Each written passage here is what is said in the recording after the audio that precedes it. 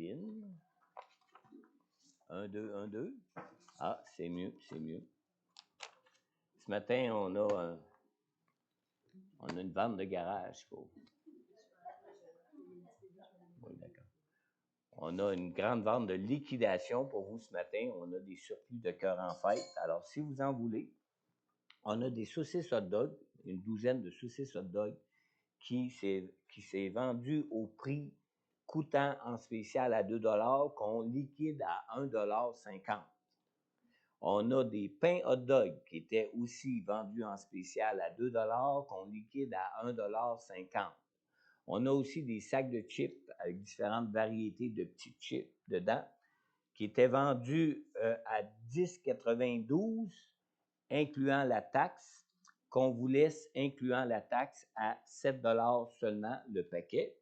Et on a des caisses de canettes de liqueur, des caisses de 24 canettes de liqueur qui étaient vendues en spécial, incluant la taxe, incluant la consignation, la taxe de 1,57 la caisse, la consignation de 1,20 la caisse, qui était vendue à 13,26 la caisse. On vous laisse seulement à 9 la caisse.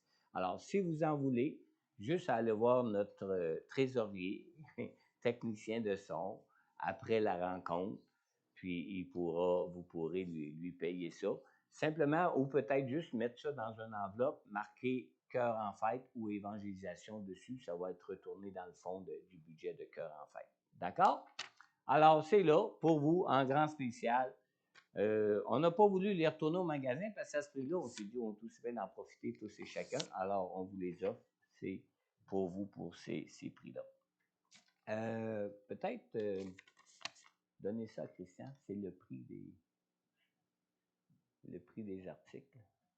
C'est la colonne de gauche qui est le prix en spécial. De toute façon, il est comptable, il va le voir tout de suite.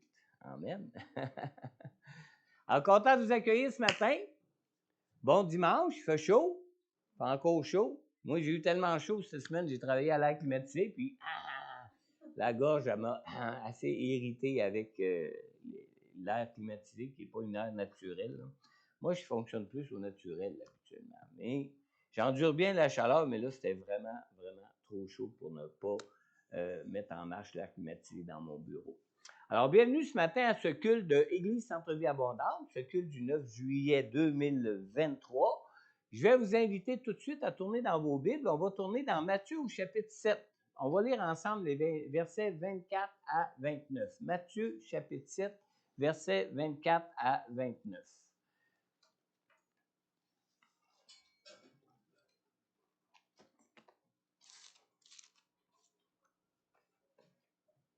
Vous savez, le Seigneur m'avait donné un message en début de semaine. J'ai travaillé là-dessus toute la semaine. Puis, vendredi matin, le Seigneur m'a dit, non, c'est pas celui-là. Il faut croire qu'il savait qui serait là ce matin. Amen. Peut-être qu'il y en a parmi vous qui ne visiez pas être à l'église ce matin et qui avaient changé d'idée vendredi matin. Le Seigneur le savait de toute façon. Matthieu chapitre 7, on lit à partir du verset 24. Écoutez bien, ou lisez-le dans votre cœur avec moi en suivant dans vos Bibles. C'est pourquoi toute personne qui entend ces paroles que je dis et les met en pratique, je la comparerai à un homme prudent qui a construit sa maison sur le rocher. La pluie est tombée, les torrents sont venus, les vents ont soufflé et se sont déchaînés contre cette maison. Elle ne s'est pas écroulée parce qu'elle était fondée sur le rocher. Mais toute personne qui entend ces paroles que je dis et ne les met pas en pratique ressemblera à un fou qui a construit sa maison sur le sable. La pluie est tombée, les torrents sont venus, les vents ont soufflé et se sont abattus sur cette maison. Elle s'est écroulée, sa ruine a été grande. Quand Jésus eut fini de prononcer ces paroles, les foules restèrent frappées par son enseignement, car il enseignait avec autorité et non comme les spécialistes de la loi. Prions ensemble ce matin pour le message de la parole de Dieu. Seigneur notre Dieu, merci de ta présence au milieu de nous, Seigneur. Merci pour ton Saint-Esprit, Seigneur Dieu, que tu nous as donné, que tu donnes à chacun de tes enfants, Seigneur Dieu, afin que nous puissions être des enfants de Dieu, Seigneur. Seigneur, c'est ce Saint-Esprit que j'implore ce matin pour chacun de nous ce matin, Seigneur. Que ton Saint-Esprit réside sur chacun de ceux qui sont ici ce matin et que ton Saint-Esprit trouve dans le cœur de chacun de ceux qui sont ici ou de ceux qui entendent cette prédication en ligne, Seigneur Dieu, que ton Saint-Esprit prenne toute la place dans leur cœur afin que ta parole soit entendue. Et non seulement entendue, Seigneur, mais que ta parole soit reçue dans chacun de ces cœurs, Seigneur, et que ta parole soit mise en pratique dans la vie de chacun de ces cœurs qui entendent ta parole, ton message ce matin. Dans le nom puissant de Jésus, Père, j'ai prié. Amen. Amen. J'ai intitulé mon message ce matin « Une fondation à toute épreuve ». Je ne parle pas d'une fondation financière, là, je parle d'un fondement, une fondation pour une maison, une fondation à toute épreuve. On vient de lire dans le verset 28 de Matthieu 7, « Quand Jésus eut fini de prononcer ces paroles, les foules restèrent frappées par son enseignement. » Vous savez, nous pouvons être frappés par ce que Jésus est venu nous révéler des réalités du ciel, nous révéler des réalités de Dieu concernant nos vies. Mais ce qui compte vraiment pour chacun de nous, c'est ce que nous faisons de ces vérités-là pour nos vies. C'est l'application que nous pouvons en faire pour nous dans nos vies qui compte.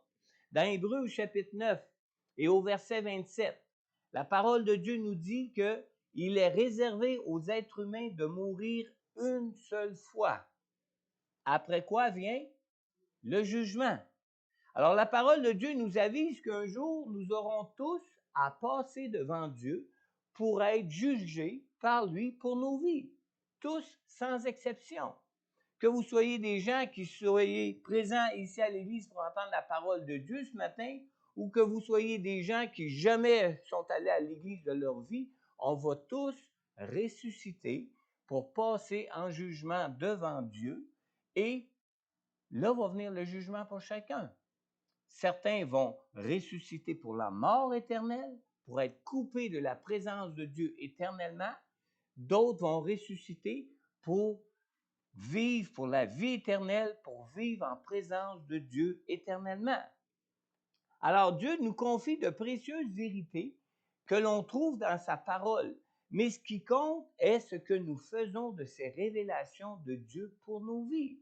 C'est ça qui est important. Alors il est important de mettre en pratique les précieuses vérités que le Seigneur est venu nous révéler à chacun de nous pour nos vies. Dans le chapitre 7 de l'Évangile de Matthieu, on n'a pas lu tout le chapitre, mais dans le chapitre 7 de l'Évangile de Matthieu, Jésus nous avise concernant des jugements que nous pouvons porter les uns envers les autres dans nos vies ici-bas, dans nos relations entre nous dans nos vies ici-bas. Le chapitre 7 parle vraiment des jugements. Mais dans ce chapitre, Jésus nous dit aussi que ce qui comptera le jour où nous paraîtrons devant Dieu sera le jugement que Dieu, lui, va prononcer sur nos vies. C'est ça qui va vraiment compter. Warren Wiersbe, dans son commentaire de Matthieu, dans le volume 1 de son commentaire qui s'intitule « Soyez dévoués », Warren Wiersbe dit ceci, écoutez bien, il dit que le test final n'est pas de savoir ce que nous pensons de nous-mêmes, ni ce que les autres pensent de nous. Voici la question ultime. Que dira Dieu de nos vies? Que dira Dieu de nous? Que dira Dieu des vérités qu'il nous aura révélées pour que nous puissions les mettre en pratique dans nos vies? C'est ce qui va compter. Compter non seulement pour notre vie ici-bas, elle va être terminée au jour du jugement de notre vie ici-bas, mais compter pour la vie éternelle. Et vous savez, la vie ici-bas, là, est vraiment pas longue comparée à la vie éternelle qui est sans fin infinie. Vraiment pas longue. Alors, il faut vraiment s'appliquer à considérer sérieusement toutes les vérités que Dieu peut nous révéler dans sa parole pour l'appliquer dans nos vies ici-bas. Vous savez, personne n'est parfait dans ce monde. Moi-même, même si je suis un pasteur, je ne suis pas parfait.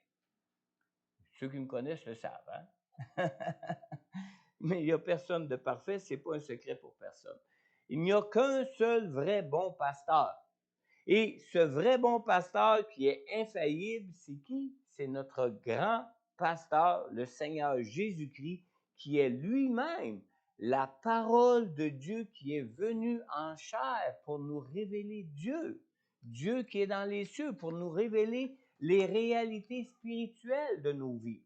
Dans Hébreux chapitre 1, dans le verset 2 et 3, on lit que Dieu dans ses derniers jours, Dieu dans ces jours qui sont les derniers, nous a parlé par le Fils, par le Seigneur Jésus-Christ. Il l'a établi héritier de toutes choses et c'est par lui aussi qu'il a créé l'univers. Alors le Fils est le reflet de sa gloire, le Fils est l'expression de sa personne et la parole de Dieu nous dit ici qu'il soutient tout par sa parole puissante. Alors quand on lit la parole de Dieu, qui est la révélation même de Dieu, oh, c'est une parole puissante. C'est cette parole-là même qui donne la vie. C'est cette parole même qui propage la vie. C'est cette parole même qui nous assure d'avoir la vie éternelle pour nous, avec le Seigneur éternellement. Amen. Excusez. Alors, dans notre vie, dans ce monde, nous aurons toujours deux voies à suivre, deux voies qui nous sont constamment proposées dans nos vies, dans ce monde. Dans ce monde dans lequel nous vivons maintenant, vous savez, il est facile de connaître les précieuses vérités de Dieu. On la trouve partout, la vérité de Dieu. On la trouve sur Internet. On la trouve dans nos Bibles. Et vous savez que des Bibles, on en trouve partout. N'importe quand, c'est facile de connaître la vérité de Dieu, de connaître même les précieuses vérités de Dieu. Mais les connaître ne signifie pas, que nous les mettions nécessairement en pratique. C'est pas parce qu'on la lit, c'est pas parce qu'on la connaît, c'est pas parce qu'on suit des enseignements de la parole de Dieu que nécessairement on la met en pratique dans nos vies. Et c'est ce qui fait toute la différence. Et c'est de ça que Jésus nous parle ici dans ce passage que nous avons lu ce matin. Les bases sur lesquelles Dieu jugera nos vies ne sera pas selon ce que les hommes pensent, ne sera pas selon ce que les hommes peuvent s'imaginer, même de Dieu ou des réalités spirituelles, mais les bases sur lesquelles Dieu jugera nos vies sera selon ce que Dieu nous dit dans sa parole qui est la vérité. Amen. Dans Matthieu chapitre 7, le verset 13 et 14, qu'on n'a pas lu tantôt, qui précède un petit peu ce qu'on a lu tantôt, Jésus nous dit, entrez par la porte étroite. En effet, large est la porte, spacieux le chemin menant à la perdition. Il y en a beaucoup qui entrent par là, mais étroite est la porte, resserré le chemin menant à la vie, et il y en a peu qui les trouvent. Malheureusement. Malheureusement. Alors Jésus ici nous parle de deux chemins qui nous sont proposés dans ce monde. Un qui est large, mais un qui est aussi étroit, très étroit. Alors celui qui est étroit nous parle d'un chemin qui peut nous sembler être peut-être un peu difficile à suivre à certains moments. Ça peut nous sembler être difficile à suivre. Car c'est un chemin qui demande constamment de faire un choix à chacun de nos pas, de faire un choix selon ce que Dieu nous propose, ce que lui nous propose dans sa parole. Alors, notre marche dans la vérité avec Jésus nous coûte-t-elle quelque chose? C'est la question qu'il faut se poser. Si marcher dans la vérité de la parole ne nous coûte rien, c'est peut-être qu'on n'a pas une marche authentique avec Dieu pour marcher dans la vérité et peut-être qu'on n'applique pas d'une façon pratique la parole de Dieu que Dieu nous révèle pour nos vies. Parce que veut pas, le monde s'en va dans un sens, mais Dieu s'en va dans un autre sens qui est un chemin étroit, qui peut nous être coûteux des fois de suivre le Seigneur tel qu'il veut dans nos vies pour nous assurer qu'on ait la vie éternelle, pour nous assurer d'être gardés avec lui jusqu'au jour de l'éternité. Amen. Beaucoup de gens qui disent croire en Jésus n'ont jamais abandonné leur mauvaise voie pour marcher avec Jésus. Et il y en a beaucoup de ça. Marcher avec Jésus sur le chemin qui mène à la vie. Comment peuvent-ils dire qu'ils croient en Jésus s'ils ne marchent pas avec Jésus sur le chemin qui mène à la vie? Beaucoup pratiquent un christianisme facile, un christianisme qui n'exige d'eux aucune transformation et aucun changement de vie. Pourtant, Jésus est venu nous sauver d'une vie qui était une vie de perdition. Alors, si on met notre foi en Jésus pour être sauvé, veut pas, on va être transformé quelque part. Veut pas, on va marcher dans une vie différente de ce qu'on marchait auparavant dans nos vies. Si Dieu vient vraiment nous sauver en nous révélant les vérités spirituelles qui peuvent nous rendre libres dans nos vies pour marcher comme Dieu veut que nous marchions dans notre vie. Amen. Dans Matthieu chapitre 7 au verset 15, Jésus nous dit aussi, « Méfiez-vous des prétendus prophètes. Ils viennent à vous en vêtements de brebis, mais au-dedans, ce sont des loups voraces. » Ce sont des loups voraces. Vous savez, dans les versets suivants, Jésus nous parle de deux arbres. Dans les versets qui suivent de Matthieu 7, 15. Jésus nous parle de deux arbres. L'un qui porte du bon fruit, tandis que l'autre porte du mauvais fruit. Amen. Maintenant, l'image de ces deux arbres nous montre que la vraie foi en Jésus transforme nos vies et ça nous montre que la vraie foi en Jésus nous permet de porter du fruit pour Dieu, du fruit selon Dieu dans nos vies. Alors, vous savez, de nos jours dans ce monde, nous pouvons trouver tout en ligne sur Internet. Vraiment tout. Nous pouvons trouver tout pour nous nourrir, nous pouvons trouver tout pour nous habiller, nous pouvons trouver tout pour nous loger, nous pouvons trouver tout pour voyager, pour nous soigner, pour faire nos transactions financières, etc. Et si on veut, là, on reste enfermé dans notre maison chez nous avec notre connexion Internet, puis on peut tout avoir ce qu'on a besoin pour nos vies. Vrai? Amen.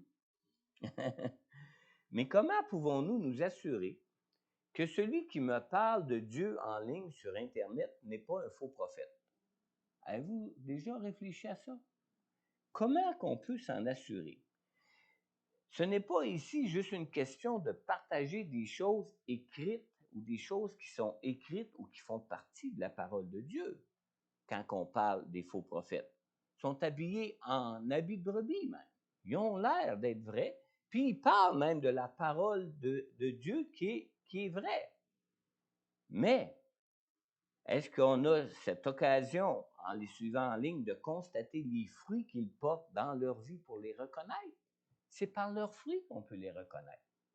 Parce que souvent, par les choses qu'ils disent, il faut que tu les écoutes longtemps, des fois, avant de trouver une faille, et dire « Oh, mais là, il n'est pas correct, là. » Moi, je me souviens à un moment donné, dans une église, quelqu'un disait « Ouais, mais pasteur, là, ce qu'il dit, il est vrai, là. » Ouais, mais toi, là, si tu vas à une source d'eau que une journée, il y a de la bonne eau, puis une journée, l'eau n'est pas bonne, quand est-ce que tu vas savoir que c'est le temps d'en boire ou pas?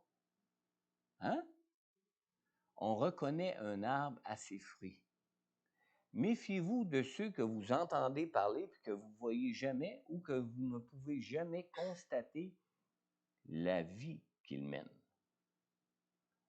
C'est ce que le Seigneur nous recommande pour reconnaître les faux prophètes.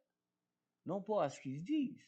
Même les pharisiens enseignaient la parole de Dieu. Qu'est-ce que Jésus a dit à son peuple? Faites ce qu'ils disent, mais faites pas ce qu'ils font. Hein?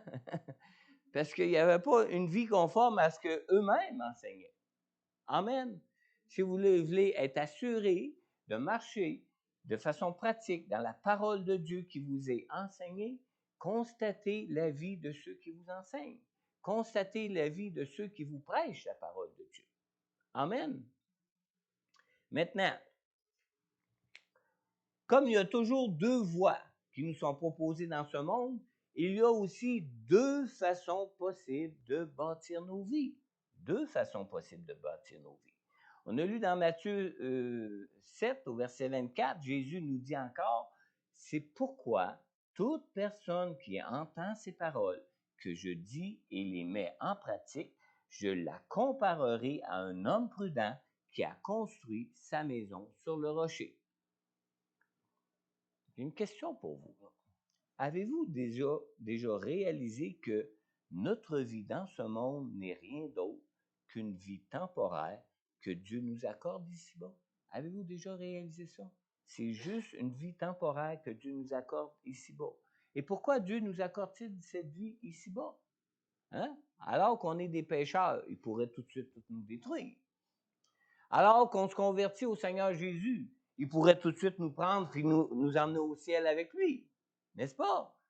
Alors, avez-vous déjà réalisé que cette vie que nous vivons ici-bas, Dieu nous permet cette vie ici-bas pour nous préparer à la vie éternelle à venir? Où est-ce qu'on met à l'épreuve la vérité de Dieu? Où est-ce qu'on met en pratique la vérité de Dieu? Où est-ce qu'on marche dans une transformation pour être changé de jour en jour, de plus en plus à l'image du Seigneur Jésus-Christ, où est-ce que le jour où est-ce que nous le rencontrerons, où nous serons rencontrés au ciel avec lui, que le petit manque de transformation qui pourrait nous manquer va être fait à ce moment-là. Mais Dieu nous permet et nous donne cette vie ici-bas, un peu comme quand on va à l'école. On va à l'école des années de temps dans notre vie. Mes parents, ils n'ont pas été à l'école aussi longtemps que moi, mais aujourd'hui, on va à l'école jusqu'au moins au secondaire 5, on va à l'école jusqu'au moins au niveau collégial, on va à l'école même jusqu'au niveau universitaire, puis même au niveau universitaire, il y a différents niveaux où on peut aller encore à l'école. Puis j'en connais au niveau universitaire qui ont été à l'école jusqu'à l'âge de 40 ans pour leur vie. Mais la vie qu'on vit ici-bas, qui dure à peine 80 ans, 90 ans, peut-être un peu plus pour les plus robustes, surtout que notre médecine a beaucoup avancé pour prolonger notre vie. Cette vie-là est quand même courte, mais c'est une vie de préparation. C'est une vie où ce qu'on apprend à être fidèle à Dieu, où ce qu'on découvre notre Dieu, où ce qu'on découvre son amour pour nous et même sa fidélité envers nous pour être avec lui éternellement. Je suis certain que le Seigneur, là, avec la vie qu'on vit ici-bas, là, une fois qu'on va être au ciel, il n'est pas inquiète qu'on fasse comme le diable et qu'on se rebelle contre lui. Parce qu'on va avoir connu ce que c'est de marcher sans lui. On va avoir connu ce que c'est de se rébeller contre Dieu et on va avoir connu comment nous avons besoin de Dieu dans nos vies, où une fois qu'on va être au ciel avec lui, on va vraiment rester attaché à lui éternellement. Puis on va être juste ébahi de sa gloire et de sa divinité infiniment, éternellement. Amen. Le chemin large et le chemin étroit que nous venons de voir représentent le point de départ de la vie du croyant. On a toujours deux chemins qui s'offrent. Un qui va d'un bord, un qui va de l'autre. Un qui est large, qui dit « Ah, tiens, moi, je ne sais pas trop conduire, je vais aller là-dedans, je vais être sûr de rester sur le chemin. » Mais un qui est étroit, où il faut faire attention, où il faut se garder dans la vérité de Dieu dans notre vie. Et les deux arbres, tant qu'à eux, représentent le développement du croyant et les fruits qu'il porte dans sa vie selon le chemin qu'il choisit pour sa vie. Si vous ne portez pas de fruits pour Dieu, posez-vous vous-même la question, est-ce que je me suis engagé dans un chemin large ou est-ce que je mets vraiment en pratique la vérité de la parole de Dieu dans ma vie? Et les deux maisons sont une illustration de la fin de la vie du croyant, lorsqu'il se retrouvera devant Dieu pour le jugement final. Est-ce qu'il va avoir des bonnes fondations sous sa maison? Ou est-ce qu'il va avoir bâti sa maison sur le sable? Ou est-ce qu'il n'y a rien qui va rester de valable pour qu'il puisse être accepté au ciel avec Dieu pour l'éternité? Le test d'une foi réelle, le test d'une foi authentique en Jésus, c'est notre obéissance à marcher de façon conforme à la parole de Dieu dans nos vies. C'est ça qui est vraiment le test. Alors, apprendre à marcher en obéissance à la parole de Dieu, ça revêt toute son importance pour que nous puissions être en communion spirituelle avec Dieu par le Saint-Esprit. Si des fois on trouve ça dur d'être croyant ici-bas, c'est peut-être justement parce qu'on ne se tient pas sur le chemin étroit pour connaître cette relation étroite et personnelle avec Dieu, pour être guidé, être conduit par lui, puis même être porté par lui à certains moments donnés dans nos vies.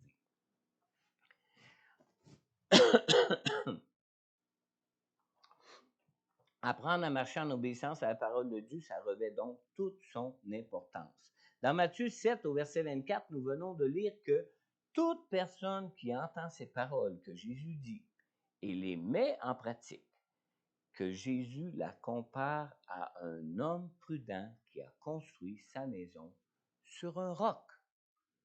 Essayez d'ébranler un roc, quoi. Hein? À moins de prendre la dynamite, c'est impossible d'ébranler un roc. Alors, si on fonde vraiment notre vie sur la parole, sur Jésus qui est le roc, notre rocher pour notre vie, on est sûr d'avoir quelque chose de solide au moment du jour du jugement.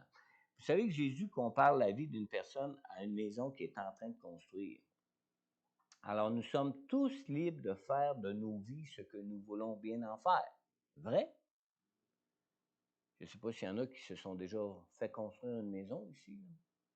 Mais c'est pas celui qui a construit qui dit tu vas faire ta toilette sur ce bord-là, puis tu vas mettre ton salon sur ce bord-là, puis que tu vas la construire. Non, non, c'est celui qui fait construire la maison qui choisit comment sa maison va être construite. Amen. C'est la même chose pour nous. Dieu nous laisse libres dans les choix que nous faisons pour construire nos vies. Il nous laisse vraiment libres. Mais sachez bien que c'est nous qui allons habiter cette maison par la suite. Alors, c'est important de faire des bons choix selon les vérités de la parole de Dieu que Dieu nous révèle pour nous, pour nos vies. Amen. Parce que vous savez, cette maison qu'on peut se construire, cette vie qu'on peut se construire, peut être splendide, peut être richement décorée, peut être même une maison imposante. Et pourtant, cette maison que nous nous bâtissons peut ne pas pouvoir résister aux intempéries à cause du fondement sur lequel nous la bâtissons. Selon l'autorité du maître architecte de la vie, qui est Dieu qu'on connaît, la seule fondation solide qui peut nous donner de résister à toute épreuve est celle qui sera construite sur le roc de la parole de Dieu. Dans 1 Corinthiens 3,11, on lit « Car personne ne peut poser un autre fondement que celui qui a été posé, à savoir Jésus-Christ. » Alors, vous savez, en ce qui concerne notre assurance d'avoir la vie éternelle, en ce qui concerne d'avoir cette certitude que Dieu nous jugera dignes de vivre éternellement en sa présence glorieuse, seul Jésus nous offre cette garantie. Seul Jésus, en Jésus seul. Dans 1 Jean, au verset 5 au verset 12 même, nous lisons « Celui qui a le Fils a la vie. Celui qui n'a pas le Fils de Dieu n'a pas la vie. » Alors, on a vraiment besoin de construire notre vie sur le Seigneur Jésus lui-même, qui est le roc, la parole de Dieu, la révélation de Dieu pour nous conduire maintenant jusqu'au jour de la vie éternelle. Maintenant, pour avoir une garantie d'avoir la vie éternelle que Dieu nous donne en Jésus, il est essentiel de marcher avec foi dans la parole de vérité de Dieu qui nous est révélée en Jésus. Dans Jean chapitre 8, dans le verset 31 et 32 de la parole de Dieu, Jésus il a dit à ceux qui avaient cru en lui, il leur a dit, « Si vous demeurez dans ma parole, vous êtes vraiment mes disciples. Vous connaîtrez la vérité et la vérité vous rendra libre. » Vous rendra libre. Amen. Qu'est-ce qui nous rend libre?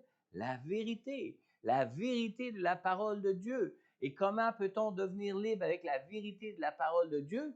Bien, il s'agit de demeurer dans la parole qui nous a été donnée par Dieu, qui est la vérité et qui changera jamais.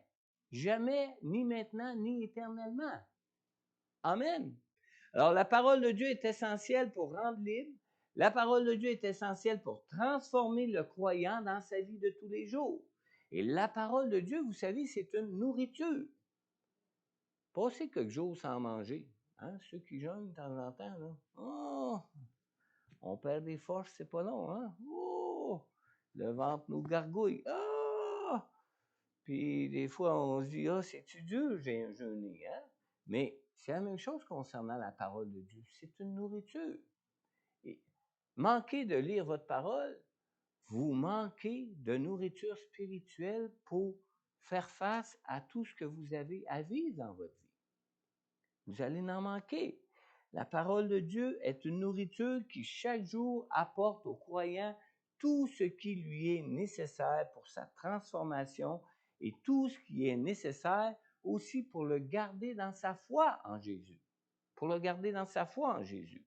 Dans 1 Jean 5,13, on lit même, concernant la parole de Dieu, ça dit « Je vous ai écrit cela ». Alors la Bible a été écrite dans ce but-là. Je vous ai écrit cela à vous qui croyez au nom du Fils de Dieu, afin que vous sachiez que vous avez la vie éternelle. Alors, si vous vous nourrissez de la parole de Dieu, vous allez avoir cette certitude, cette assurance que vous avez la vie éternelle. Et ça dit par la suite, et que vous continuez à croire au nom du Fils de Dieu. Parce que la parole de Dieu a été écrite vraiment pour que notre foi s'investisse en Jésus et que notre foi vraiment s'ancre en l'œuvre de Jésus pour nous, pour nos vies. La parole de Dieu nous a été laissée par écrit pour que nous puissions avoir une référence qui nous assure de choisir la bonne route à suivre pour nos vies. Et la parole de Dieu, c'est en quelque sorte une carte routière, n'est-ce pas? Peut-être vous allez préférer le GPS. Hein? Aujourd'hui, on se dirige dans les routes plus par GPS que par une carte routière, plutôt qu'une carte routière. Mais savez-vous que le Saint-Esprit lui-même est notre GPS en Jésus? Le Saint-Esprit lui-même est notre GPS. Et si vous doutez que la direction qui vous est donnée, qui vient du Saint-Esprit, si vous doutiez que ça vienne vraiment du Saint-Esprit, ben c'est pas compliqué. Vérifiez bien que cette direction est bien la bonne en vous référant à la parole de Dieu qui est votre carte routière. Amen. Vous avez déjà pris un GPS qui vous emmenait dans la mauvaise direction. À un moment donné, tu dis, oh, pour moi, il y a quelque chose qui ne marche pas, là. On dirait qu'on s'éloigne du soleil, tandis qu'on devrait se rapprocher, ou l'inverse, là. Alors, dans ce temps-là, qu'est-ce qu'il faut faire? Avant de se retrouver dans un cul-de-sac, comme on dit, on s'arrête, on sort la carte routière, puis on vérifie, là. Ah, mon GPS s'est trompé. Le Saint-Esprit, lui, ne se trompe pas. Savez-vous, le problème, c'est quoi? C'est que c'est nous, souvent, qui confondons nos propres pensées, nos propres idées avec la direction du Saint-Esprit pour nos vies. Et c'est là, souvent, qu'on s'emprunte dans des mauvais chemins. Amen. Saint-Esprit ne se trompe jamais, lui. Alors, le risque est plutôt de nous écouter nous-mêmes plutôt que d'être à l'écoute du Saint-Esprit. Mais nous nourrir de la parole de Dieu est et sera toujours une chose essentielle, absolument essentielle. La première chose que de se nourrir de la parole de Dieu nous apporte, c'est quoi? C'est de nourrir notre foi en Jésus. Romains 10, 17 nous dit que la foi vient de ce qu'on entend et ce qu'on entend vient de quoi?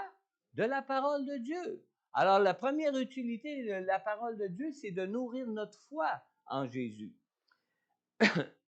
En ce qui concerne Cœur en fête, vous savez, pour Cœur en fête, je priais pour qu'on ait une température idéale. Vous comprenez pourquoi, hein? Avec tous les efforts qu'on avait mis dans Cœur en fête, tout l'investissement de temps, de travail et d'argent, on voulait qu'il fasse beau, évidemment, et puis ça durait 3 jours de temps. Mais Météo Média annonçait de la pluie à 80-90% à chaque jour pour toute la semaine de Cœur en fête. Hein? Ceux qui ont travaillé avec moi, vous le savez, tout le monde m'en parlait. Mais vous savez, chez nous, un soir à la maison, mon épouse me dit « Hey, t'écoutes pas les infos à la télé ce soir? » J'ai dit « Oh non, je prie pour que Dieu nous donne une température idéale pour toute la semaine pour Cœur en fête. » Et la parole de Dieu nous dit que la foi vient de ce qu'on entend, et ce qu'on entend vient de la parole de Dieu. Alors, ils vont encore nous annoncer de la pluie pour toute la semaine? Non, non, non. Je veux que ma foi soit en Dieu. Amen. Parce que la foi vient de ce qu'on entend. Et ce qu'on entend doit venir de la parole de Dieu. Seul Dieu pouvait nous donner la température idéale pour cœur en fête. Amen. C'est lui qui est Dieu.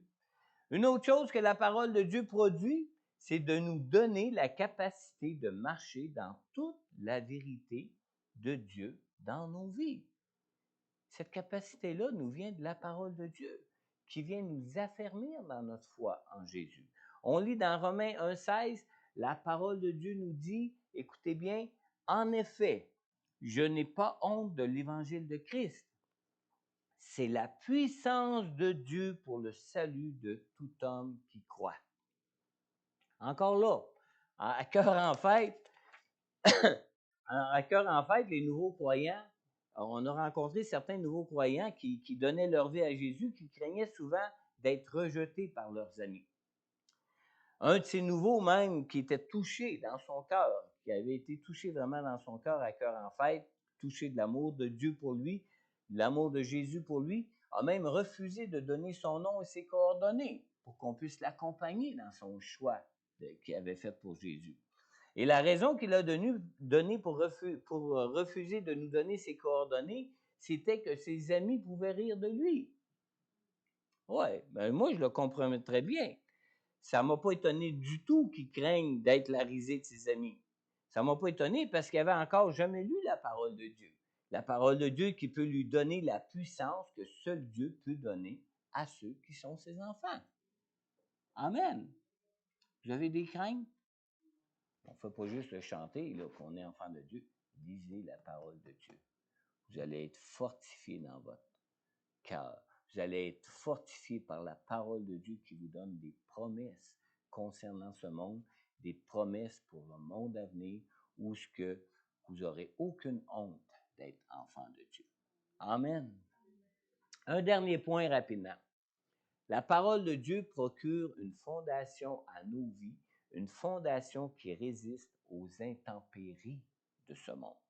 Dans Matthieu au chapitre 7, le verset 28-29, on a lu « Quand Jésus eut fini de prononcer ces paroles, les foules restèrent frappées par son enseignement, car il enseignait avec autorité et non comme leurs spécialistes de la loi. » Alors, la parole de Dieu, vous savez, est toute puissante, non seulement pour exécuter les jugements de Dieu, mais aussi pour stopper toute adversité.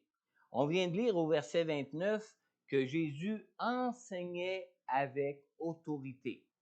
Amen. C'est la parole de Dieu qui nous le dit. Jésus enseignait avec autorité. Dans un commentaire biblique qui s'intitule L'Évangile selon Matthieu de Air France, ça fait drôle de dire ça, Air France. Hein? Je ne sais pas s'il s'appelait Richard ou Robert, le nom, le livre ne le mentionnait pas, il mentionnait juste la lettre de l'initiale de son prénom. Mais M. France, dans son commentaire L'Évangile selon Matthieu, dit en parlant de la foule que leur surprise ne découlait pas autant de la teneur de son enseignement que de son autorité, de l'autorité de Jésus, qui s'applique autant aux actes qu'aux paroles de Jésus. Alors, la parole de Dieu dans le cœur du croyant a la même autorité que dans la bouche même du Seigneur Jésus. Parce que c'est la parole de Dieu. Et le Seigneur Jésus est lui-même la parole de Dieu incarnée. Alors, quand on a cette parole dans notre cœur, on a autant l'autorité de Dieu que quand cette parole-là a pu se trouver dans la bouche même de Jésus. Vous me suivez là-dessus, là? Maintenant, dans l'histoire du serviteur de l'officier romain qui était malade, l'officier a dit à Jésus, dans Matthieu 8,8, c'est juste le chapitre suivant, l'officier a dit à Jésus, « Seigneur, je ne suis pas digne que tu entres sous mon toit, mais dis seulement un mot et mon serviteur sera guéri. » Est-ce qu'il ne croyait pas, lui, à l'autorité de Jésus? Hein? Est-ce qu'il ne croyait pas, lui, à Jésus qui était la parole de Dieu faite chair, toute puissante, pour guérir son serviteur? Absolument. Absolument. Alors, quand la maladie, quand les tempêtes de la vie, quand les vents de l'adversité viennent ébranler et secouer nos vies, la parole de Dieu dans nos cœurs fait autorité pour nous en délivrer et même nous en guérir. Amen. Il faut s'attacher à ces paroles-là que Dieu nous a données, nous a révélées, parce que c'est des paroles de Dieu qui agissent avec autorité. Même Dieu a créé tout ce monde, cet univers, par sa parole.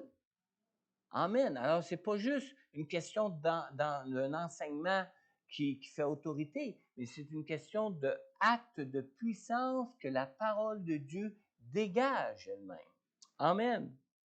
Dans Matthieu 7, le verset 26-27, on a lu, « Mais toute personne qui entend ces paroles que je dis et ne les met pas en pratique ressemblera à un fou qui a construit sa maison sur le sable. La pluie est tombée, les torrents sont venus, les vents ont soufflé et se sont abattus sur cette maison. Elle s'est écroulée et sa ruine a été grande. » Et la parole de Dieu que le croyant accepte de mettre en pratique, au contraire, lui assure de surmonter les adversités de la vie que nous pouvons rencontrer dans nos vies de chaque jour dans ce monde.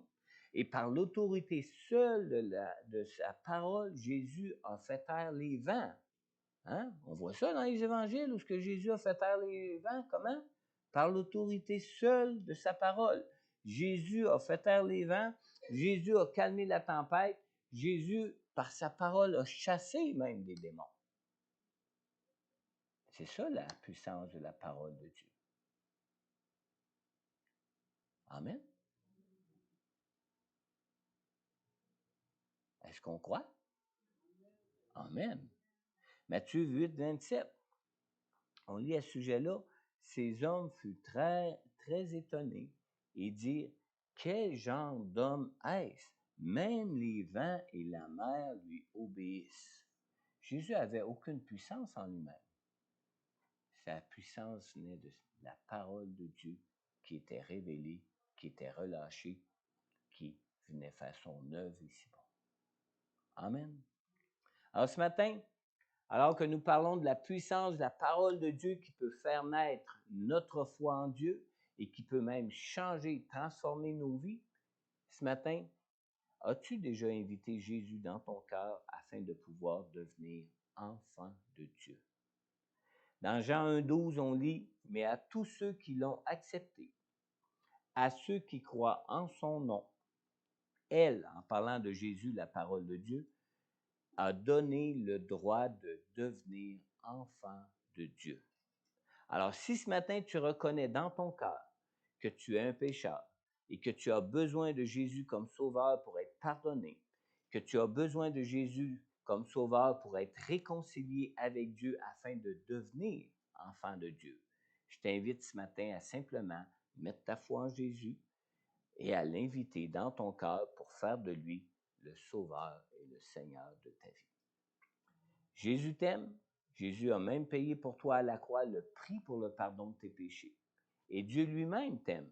Sa parole même nous dit dans Jean 3,16, « En effet, Dieu a tant aimé le monde qu'il a donné son Fils unique afin que quiconque croit en lui ne périsse pas, mais ait la vie éternelle. » Alors, si tu veux accepter Jésus pour le recevoir dans ton cœur ce matin, je t'invite donc simplement à courber la tête et à adresser dans ton cœur cette prière au Seigneur avec moi. Père céleste, je crois en ton amour pour moi. Et je crois que tu as envoyé Jésus pour payer pour moi à la croix le prix pour le pardon de mes péchés. Je reconnais que je suis sans force et que je n'ai aucune capacité pour arriver par moi-même à transformer ma vie. Seigneur Jésus, je t'ouvre maintenant tout mon cœur. Je te prie, Seigneur, de me purifier de tous mes péchés, de me donner ton Saint-Esprit afin d'établir une relation personnelle de vie avec toi. Je te remercie, Père, pour cette grâce que tu m'as faite, d'avoir envoyé Jésus subir pour moi à la croix ton jugement pour mes péchés. Et si tu as dit sincèrement cette prière dans ton cœur, adressée à Dieu, tu peux dire Amen, c'est la vérité. Amen. Alors, si présentement tu écoutes ce message et que tu as adressé cette prière au Seigneur pour inviter Jésus dans ton cœur pour la toute première fois de ta vie, n'hésite pas à prendre contact avec moi. En retour, je pourrai prier pour toi personnellement. Je pourrai répondre à toutes tes questions sur Jésus, sur son pardon pour toi à la croix et sur la personne du Saint-Esprit que Dieu a maintenant fait habiter dans ton cœur. Aussi, si peut-être tu es de ceux ou de celles qui avaient déjà fait cette prière auparavant dans votre vie, avant ce matin, mais que ce matin tu réalises ton besoin de te nourrir plus de la parole de Dieu, ton besoin pour être transformé, ton besoin pour porter du fruit pour Dieu dans ta vie, je t'invite ce matin simplement, si tu es en ligne, de te tourner vers le Seigneur, de lui confesser ton désir d'abandonner tes mauvaises voies, de lui confesser ton désir de te nourrir plus régulièrement de sa parole de vie. Et si tu écoutes ce matin ce message en ligne, je t'invite aussi à prendre contact avec moi pour que je puisse aussi prier pour toi, pour que tu arrives à marcher avec le Seigneur dans ta vie sur le chemin étroit. Amen. Amen. On va prendre maintenant la Sainte Seine ensemble. Et tout de suite après la Sainte Seine, s'il y en a qui aimeraient s'avancer ici à l'hôtel pour que je prie pour eux personnellement, si vous avez fait la prière pour accepter Jésus dans votre cœur, je vais vous inviter tout de suite après la Sainte Seine à vous avancer ici en avant. Ou si vous avez d'autres besoins de prière pour lesquels vous aimeriez que je prie pour vous ce matin, vous pourrez aussi vous avancer en avant. Mais avant qu'on fasse cet appel à l'hôtel, on va simplement prendre ensemble la Sainte Seine pour se rappeler combien Jésus nous a aimés, combien il nous a aimés pour s'être lui-même livré à la croix pour nous. Je vais vous inviter à tourner avec moi dans 1 Corinthiens, le chapitre 11.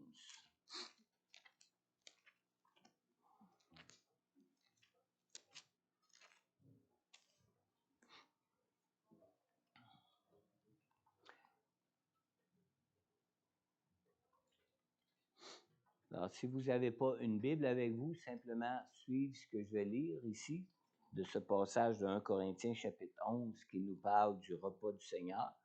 Si vous avez votre Bible, vous pouvez le lire en même temps que moi, mais lisez-le pour vous-même. Alors, dans 1 Corinthiens, chapitre 11, on lit à partir du verset 23. Le Seigneur Jésus, la nuit où il a été arrêté, a pris du pain. Après avoir remercié Dieu, il l'a rompu et a dit, « Prenez, mangez, ceci est mon corps qui est rompu pour vous. Faites ceci en souvenir de moi. » De même, après le repas, il a pris la coupe et a dit, « Cette coupe est la nouvelle alliance en mon sang. Faites ceci en souvenir de moi, toutes les fois que vous en boirez. En effet, toutes les fois que vous mangez ce pain et que vous buvez cette coupe, vous annoncez la mort du Seigneur jusqu'à ce qu'il vienne. C'est pourquoi celui qui mange ce pain ou boit la coupe du Seigneur indignement sera coupable envers le corps et le sang du Seigneur.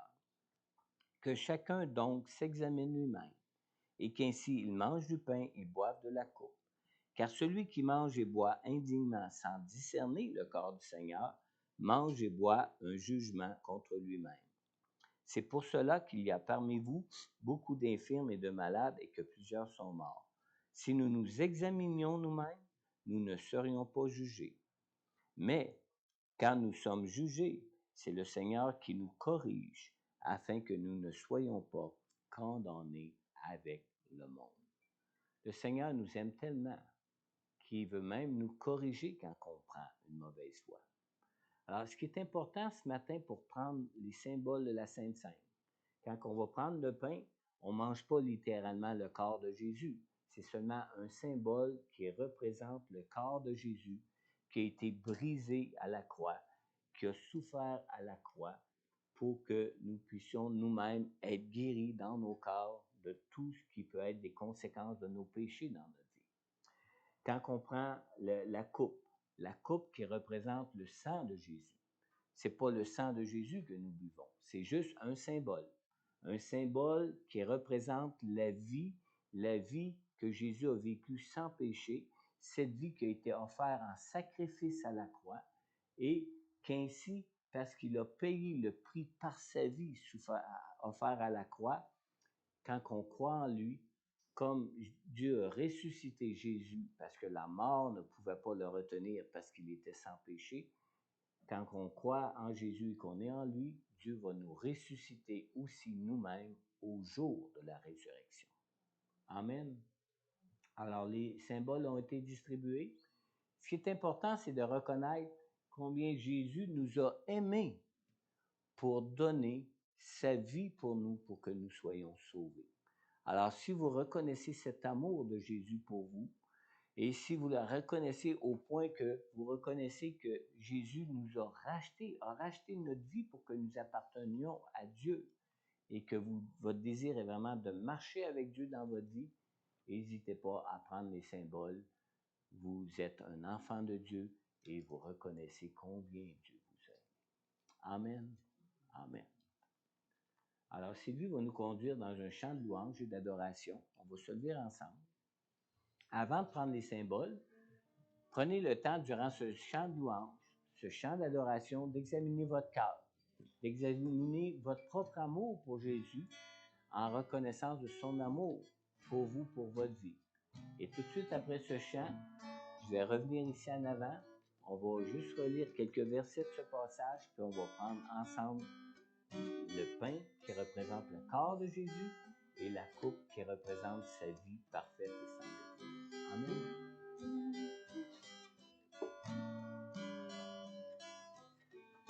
Seigneur, tu me cherches, tu me connais. Et si je t'oubliais, je sais que tu m'aimes. Je sais que tu m'aimes. Ta sainte présence, elle m'environne. À chaque moment, je sais que tu m'aimes. Je sais que tu m'aimes. À la croix, je me prosterne, où ton sang coula pour moi.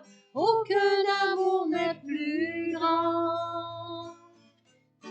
Tu as gagné sur la mort, ta gloire remplit les lieux très hauts. Rien ne peut nous séparer.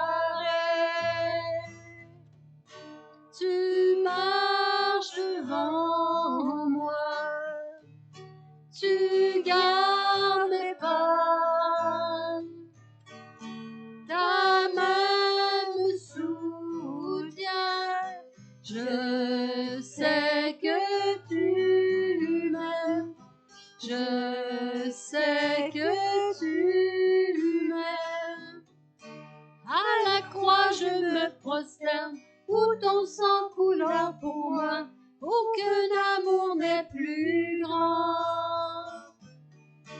Tu as gagné sur la mort, ta gloire remplit les lieux très hauts. Rien ne peut nous séparer. Tu déchires le voile, tu traces le chemin, car tu as tout accompli. Tu déchires le voile, tu traces le chemin, car tu as tout accompli.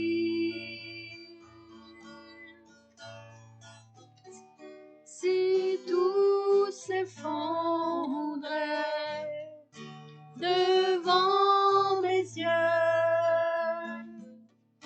et tu resterais là, je sais que tu m'aimes, Je sais que tu m'aimes. À la croix, je me prosterne, où ton sang coulera pour moi. Aucun amour n'est plus grand. Tu as gagné sur la mort, ta gloire remplit les lieux très hauts. Rien ne peut nous séparer. Tu déchires le voile, tu traces le chemin, car tu as tout accompli. Tu déchires le voile, tu traces le chemin, car tu as tout accompli.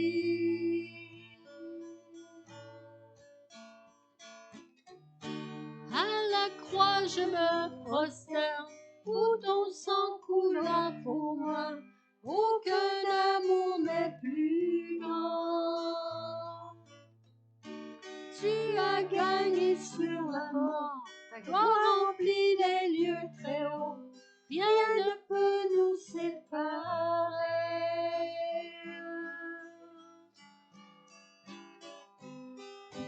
Je sais que tu m'aimes. Je sais que tu m'aimes. Je sais que tu m'aimes, Seigneur. Le Seigneur Jésus, la nuit où il a été arrêté, a pris du pain. Après avoir remercié Dieu, il l'a rompu et a dit, « Prenez, mangez. Ceci est mon corps qui est rompu pour vous. Faites ceci en souvenir de moi. » De même, après le repas, il a pris la coupe et a dit, « Cette coupe est la nouvelle alliance en mon sang. Faites ceci en souvenir de moi toutes les fois que vous en boirez. En effet, toutes les fois que vous mangez ce pain et que vous buvez cette coupe, vous annoncez la mort du Seigneur jusqu'à ce qu'il vienne. »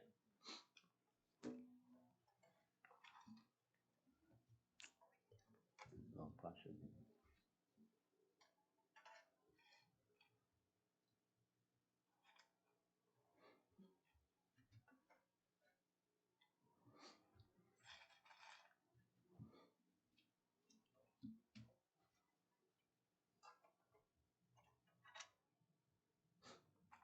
Alors, pour ceux qui sont en ligne, j'ai demandé à mon épouse Sylvie de prier pour remercier le Seigneur pour son corps qui a été livré pour nous à la croix et pour son sang, sa vie parfaite et sans péché qui a été sacrifié pour nous, pour que nous ayons un plein pardon en Jésus. Amen. Alléluia. Merci Seigneur. Merci pour ton amour, Seigneur. Merci Seigneur d'avoir donné ta vie, Seigneur Dieu, d'être cloué sur la croix pour nous. Donner ta vie, tu as versé ton sang pour qu'on puisse être sauvé. Je veux te rendre grâce, je veux te remercier pour l'œuvre merveilleuse, pour ton sang versé, pour ta vie donnée. Merci Jésus. Amen. Amen. Mangeons ensemble le pain.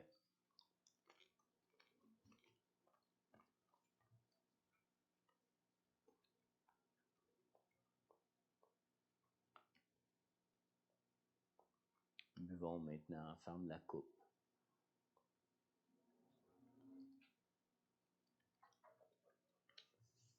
Amen. Est-ce qu'on peut ramasser les coupes? Sylvie va nous conduire dans un dernier chant de louange d'adoration. S'il y en a qui ont fait la prière tantôt avec moi, simplement vous avancez. J'aimerais prier pour vous ce matin. Et s'il y en a d'autres qui aimeraient s'avancer pour des requêtes de prière quelconques, simplement vous avancez durant ce chant. Je vais prendre le temps de prier pour chacun. Amen. S'il y en a qui veulent quitter maintenant, l'assemblée est officiellement terminée maintenant. Vous pouvez quitter. Avant de quitter, s'il y en a qui aimeraient acheter des chips ou des surplus qu'on a de Cœur en Fête, soyez les bienvenus, c'est à votre disponibilité ici en arrière. Amen. Au-dessus des puissances, au-dessus des rois, au-dessus de la nature et de la création, au-dessus de tous les plans des hommes sages. Bien avant le monde, tu existais. Au-dessus des royaumes, au-dessus des trônes, au-dessus des merveilles que